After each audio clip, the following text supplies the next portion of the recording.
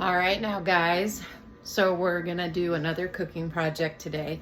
This one is for boneless, skinless chicken breasts with fettuccine, sun-dried tomatoes, and all kinds of other goodies. So what I'm gonna go ahead and do is show it all to you guys. We got our heavy cream, all of our seasonings up there, and then of course in the video I'll show which seasonings I'm using. I'm gonna throw some spinach in there, some cheese, and I have an actual block of Parmesan Romano that we're gonna put in there. And just all of our goodies to start. And you see them shallots, onions, spinach, those sweet mini peppers in the back. Yes, sir. So I'm gonna get my apron, my gloves, gotta clean the chicken and all that, and then we will hit the next part. All right, guys, so I diced up the shallot, the onions. Now I'm going to start the peppers. But there's something else I wanted to talk about real quick, and that is your cooking equipment. So over the years I learned that you can fake it till you make it, or there's key pieces of cooking equipment that you can invest in. Like, invest in a fairly decent set of knives and what you can use to sharpen it. Also, I have a round skillet, the electric skillet that you plug in. Those things are phenomenal. Any type of crock pot slow cooker, and an air fryer, which an air fryer can even be one for 30 bucks with the 2 little dials on it. That's all you need. And then this, which I'm gonna put this on my Amazon storefront because I use this damn near every day. And it's really wild because I'll have the cheapest pots in my kitchen to cook, you know, vegetables, boil the pasta, stuff like that. And then I will have some key high-end items, which is always the best way to do it because your cooking skill isn't based on your equipment as much as it is the actual skill. So I say a good Tefal fry and saute pan, the round skillet, which I think I picked that up for like 40 bucks at Walmart because I got a bigger one because I was feeding a household of 6. Now I'm down to 2 to 4 because my son and daughter, I do meal prep for them a lot, so they'll come and pick up food. And then just being able to cook for me and the husband, and then, you know, over the holidays. Like even my storage containers, I don't spend brand name money on Tupperware and all the other brands. I hit Dollar Tree a lot, and there is no shame in that because those Dollar Tree storage containers, I have realized, work just as good as any other container I have had. And I come from the school of when you empty your butter container, bam, butter bowl becomes the leftover storage thing. So a lot of that are things that I've learned here and there over the years. Like for one year for Christmas, my parents got me a nice, really nice Rachel Ray set, but my kids used the metal spatulas and stuff in there and scratched off the coating. So from that point I had learned I'll stick with what I know, but I'll invest in the key things. So fairly decent air fryer, even a toaster oven. Like the toaster oven that I have here and the one that I have in the home for my college kids, it is a toaster oven, air fryer, and what is this other one? Toaster oven, air fryer, all that in one. And it was maybe 60 bucks. So as far as I'm concerned, anything, let's say, because you know kids are always on that ready meal cycle. They also like their pizza rolls, stuff like that. So that all-in-one, especially when you're limited on kitchen space, all-in-one equipment is best. So we got rid of, with the toaster oven air fryer combo, we were able to get rid of the standalone air fryer. We were able to get a smaller microwave. They don't use the oven on the stove as much, and it's more space saving. And then I have been trying to convince them to use the skillet, the round plug-in electric skillet, but they're like, meh, which I try to tell them it's so much less cleanup. You don't have to use the stove. especially for something simple like hamburger helper, but they don't want to hear it. Anywho, so what I'm going to be using today to cook this dish is going to be this big Tefal set, and I love it. I'm using it for every other meal. It's that good. So, all right, I'm going to finish cutting these peppers and then we'll move on to the next step. That was just a little side note that I wanted to talk about when it comes to cooking equipment. Okay, so we have all of our chicken diced up in the bowl. It's already been washed, cleaned, sanitized, thoroughly vetted. So next, we put some more gloves on. And I had a few questions on my other video about the gloves. I will put the link to them on my Amazon storefront too, so you guys have quick access to them. The brand is really good. I have probably 3 boxes in this house. One that stays in the kitchen, one that stays in the garage, and one that's over there in my clutter mess in my makeup room. And then I have a couple of boxes over at the kids' house for any deep cleaning I'm doing over there. Like, they really come in handy for everything. I love them.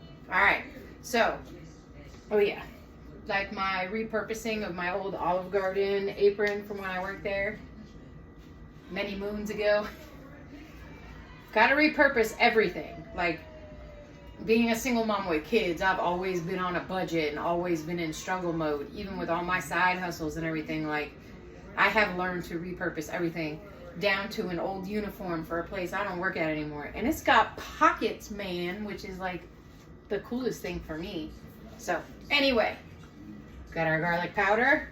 This is going to be the Publix brand with the parsley, because each brand, some of their garlic, it's a little thicker cut, thinner cut, you know, and you want to stay, what I learned when the kids were younger, because some of you know, but some of you don't. My son's father passed away from a hereditary heart problem that he wasn't aware of the severity of till it was too far gone. So, and that was at age 25. So I started taking my kids from that second forward to their pediatrician, a pediatric cardiologist with the University of Florida in Gainesville. Garlic powder again. Some onion powder.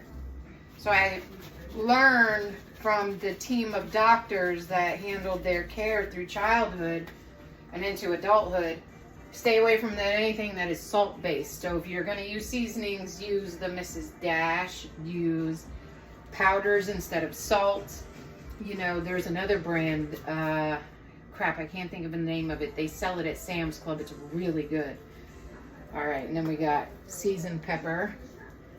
And don't be stingy with your seasonings, because you can always tweak and add once you get cooking. But see, like in this house, we like some heat in our meals. We don't do bland around here. So, got that pepper in there. Oh! Some Mrs. Dash chicken seasoning, ground white pepper. And then, of course, I'm going to do a dash of my Hungarian paprika, the sweet paprika, once it's cooking, to give it that nice color. So we got the white pepper in there. There was some Mrs. Dash in there. And it should look like this. And then once it does, you dig in. You start mixing it all up. Get it in there thoroughly. You want to use your hands. That's why I always recommend the gloves, because then you don't have to worry about cross-contamination, because you forget what you're doing and you'll grab some more seasoning and then the chicken juice is all over that and it gets real nasty. So we got it coated pretty decently here, but I want it coated more. So of course, I take the gloves off so I can pick it up and show you.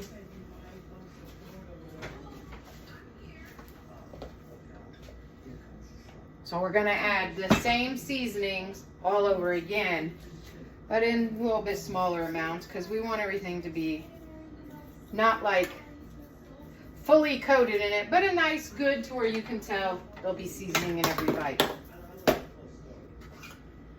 So we'll do one more round. I am the walking, talking version of that meme that goes around on social media. I don't follow ingredients. I just shake until I hear my ancestors say, "Enough, my child." That is me. But I have people I haven't spoken to in years that will hit me up and say, "I miss this dish. When are you going to make it again? I want some." So, you know, I must not be doing too terribly bad.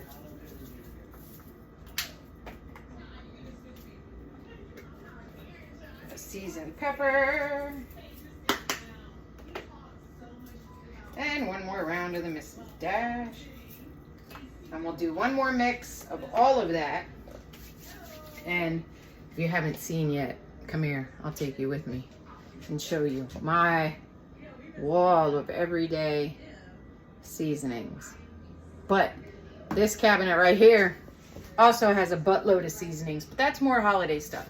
And then I have duplicates and triplicates of other seasonings that are in the freezer, because I heard an old wives' tale that when you buy your seasonings, before you break the seal, put them in the freezer for 4 days.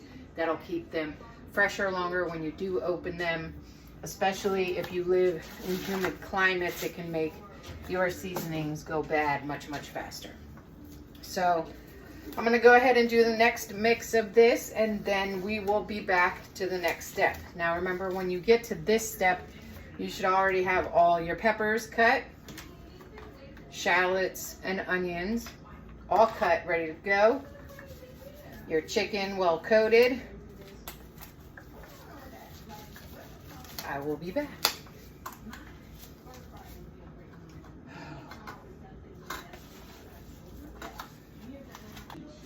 All right, so now we're getting ready to cook. So of course we start with our olive oil. I love this bottle so much, but the problem is once it gets down to a certain amount, it doesn't want to fill all the way up. But you only need a couple of tablespoons anyways. You just want to sprinkle it all around. I have the chicken in the fridge staying cold, because you have to be real careful when you have meat products out, because if they go above or below certain temperatures, that's food danger. You can get yourself sick. And we're going to put this on 2. And on a side note, what I'm also going to make today is, see, I have this bread I bought at the beginning of the week, and it's starting to feel like it's not as fresh. So it's 4 days old. So what I'm going to do, I found this really cool stuff, this garlic butter seasoning, just mixed with butter, and you can make your own garlic bread at home. So I'm going to play with this. Why is it not giving you guys a super clear shot? Oh no, I have to play with that. Anyway, I found it at Publix. I'll see if I can find it on Amazon too, and then if I can, I'll put it on the Amazon storefront as well, so you have a quick link to it. But we're gonna mix it with butter, and we're gonna make our own at-home garlic bread. So this is doing its thing now. We are gonna start off with the shallots and onions, of course. Let's see if it's up to temp yet. Not quite. So once it gets warm and the pan is nicely coated in your olive oil, you want to throw them in there with your minced garlic. And I just figured out I had the video on the cinematic mode, which is why it was blurring out. So here it is, but I'll still put it on the Amazon storefront too for you. Because anything that I can help make anything easier, especially when you're a busy working mom, I'm down to help with. All right, so we're gonna do a little test, a little bit of garlic. So it's doing it up, but it's not like cha burning. So we're gonna put a healthy amount. If you've learned nothing from me, I buy these in bulk because I go through one a month at least. I love my mixed garlic and onion around here. So put that in there. We're gonna do one more. Actually, I lied. We'll do a little quarter more. Let that do its thing. Next, we are gonna hit the shallots in there, because this is gonna be a quick cook. This is only gonna be like a minute or two, just enough to get everything warm, and then we're gonna throw the chicken and everything else in there. I like getting all the smells and aromas up and out first. Mix that around a little bit. Let that do its thing. These go to the sink. Now usually at this point, while this is slowly cooking, is when I'll clean up any other dishes that I've made in my mess. We also have our sun-dried tomatoes here, but I'm going to throw them in the same time I throw the chicken in so we can all cook together. Because then don't forget, we got all our little colored peppers here. I did red, yellow, and orange sweet peppers. So while this is cooking, I'm going to knock out some dishes and we'll be right back. Alright, so now we've got a little bit of sizzle coming from the pan. So now we're going to put all of our peppers in there. That looks so pretty and colorful. See, and this is like the most important thing to me. Like, I love seeing the color in the food. And I don't know what to call this recipe yet, because this is just something new. With some ingredients I've decided I wanted to play with. So we're going to turn this up.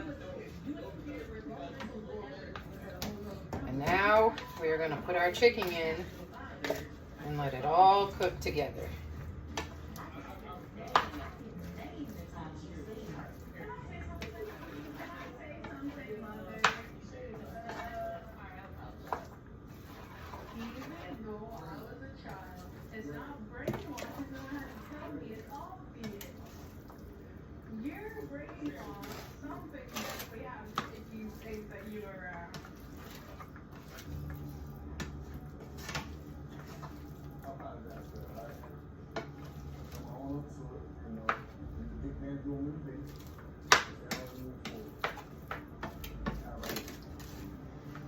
Alright, we got that all mixed in and looking pretty.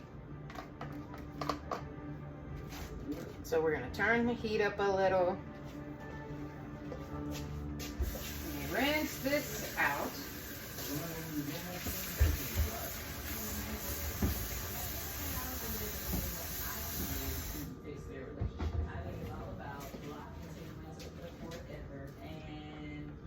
Alright, so we're going to let this simmer. We're going to put the lid on it, let it do its thing, and all cook together. And we'll be back. Now that everything has had a chance to cook together for a few minutes, I think I only let like 4 or 5 minutes pass by. But you can hear the sizzle, but I'm also going to go ahead and add our sun-dried tomatoes.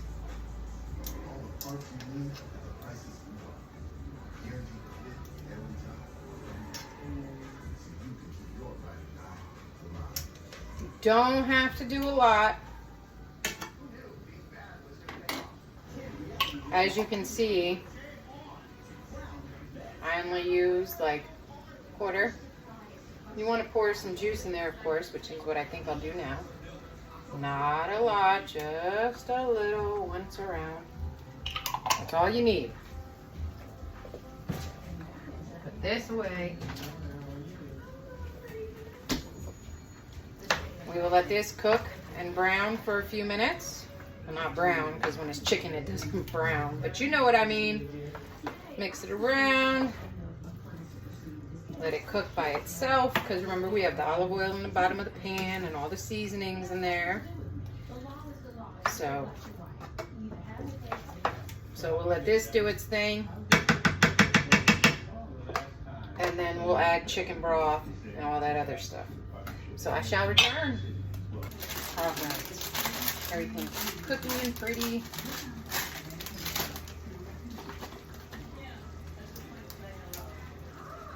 Chicken broth in there. Just a little.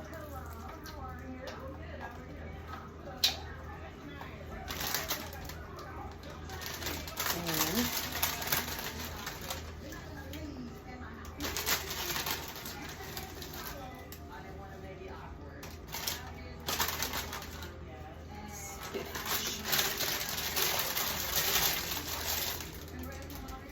all that in.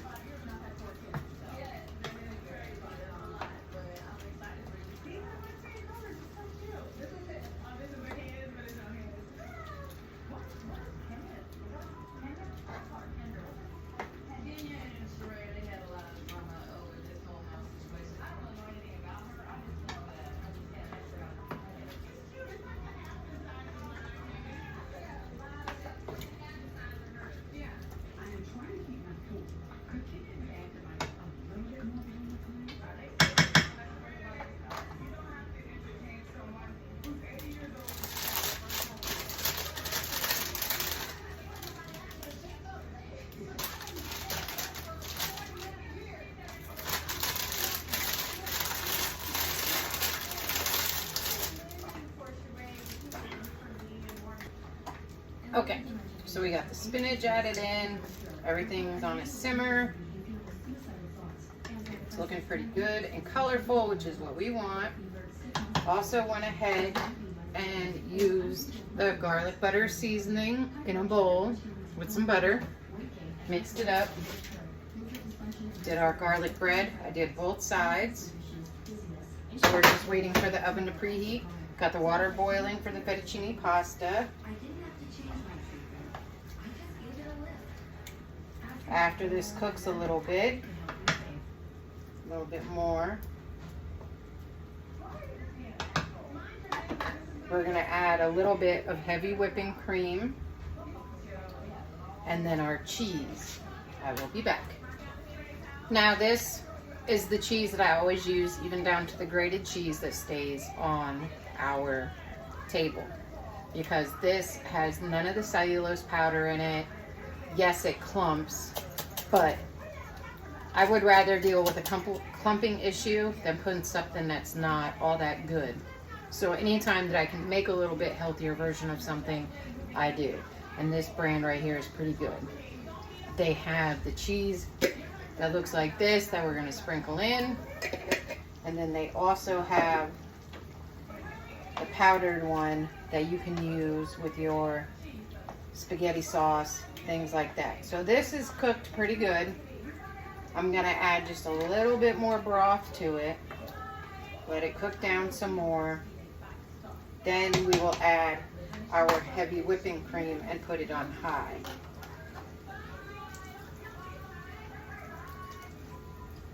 So all in all, only used half a container of this chicken broth. So the rest will go in the fridge. Pretty sure it's good for up to 2 weeks once it's opened, as long as it stays in the refrigerator. So we're going to let that simmer. Our water is starting to boil, and I will be back when we do the creamer. Alright, so now that we got it to a pretty good simmer, we're going to turn up the temp, put in some heavy whipping cream, let it boil. Look at how good that looks, especially over some fettuccine pasta with some garlic bread. So we'll let this boil up, do what it do. And I know some will say it's too saucy, but if you know my husband, he loves the sauce. All right, I'll be back. Now me, I'm always a little extra. So I'm always gonna sprinkle a little of the extra garlic powder, a little bit extra of the seasoned pepper, because sometimes the chicken broth and the whipping cream, or heavy whipped cream I should say, will overpower it, minimize the seasonings, the taste that you're going for. So I did one little sprinkle of the Mrs. Dash chicken, the seasoned pepper, and the garlic powder. And as you can see, it's starting to boil nicely. Our pasta water is boiling. Our oven is almost preheated. So now I'm going to turn this down, let this finish doing its thing. Look at all those pretty colors. Here, let me bring you closer because I know the steam looks so pretty, especially with all the colors of the peppers in there. Yes, yes, honey, we are getting there. Beautiful thing. All right, we're gonna turn this down Now that it's got a good boil on it, we're gonna bring it down to low. Now we put the cheese in, and then we're just gonna let it chill. And there's our oven. So you can never have too much cheese. You can never have too many seasonings. I don't care what nobody be saying. Can't tell me nothing in that department, goddammit. Alright, so everything's been moved back to low. Well, we're gonna put this on low. Let it do its thickening thing. I'm gonna get the pasta in here and I'm gonna put this toast in the oven. And then I'll plate it up and let you look at how it turned out.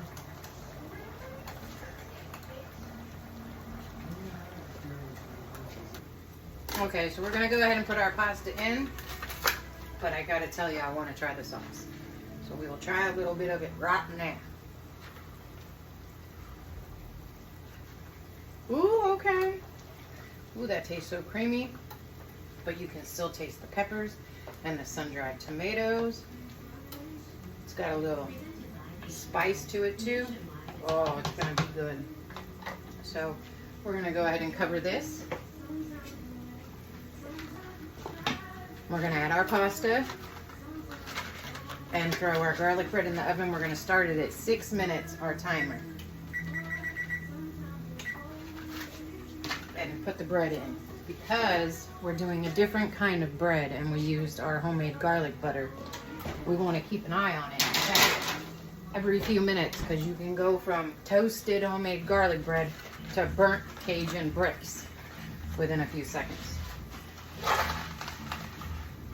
Now don't come for me. We like to break our pasta up around here. I don't know, it's force of habit. So.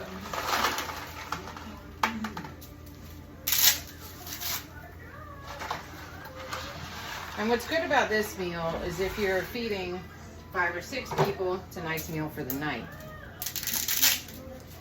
But since you're feeding 2, it's 2 to 3 days worth of meals. So if you're in a pinch and on a budget, this is definitely the best way to do it. I will be back, y'all. So now this is the thickening part. You don't have to put a lot. I'd say 2 tablespoons. And some cold water.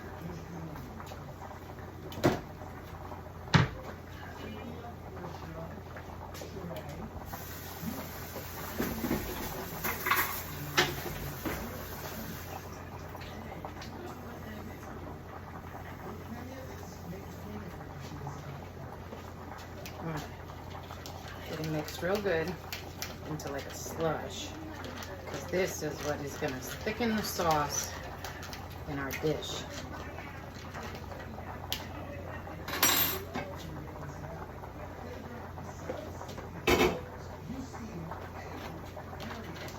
So once you know it's mixed all the way good, like that, once you pour it in and mix thoroughly, and it'll thicken it right up. And there we go.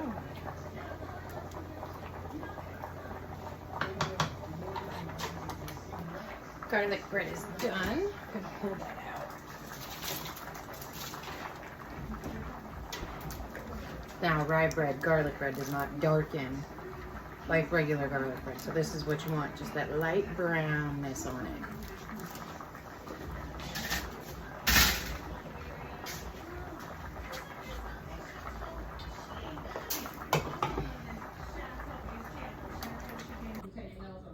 All done. Look at all the colors.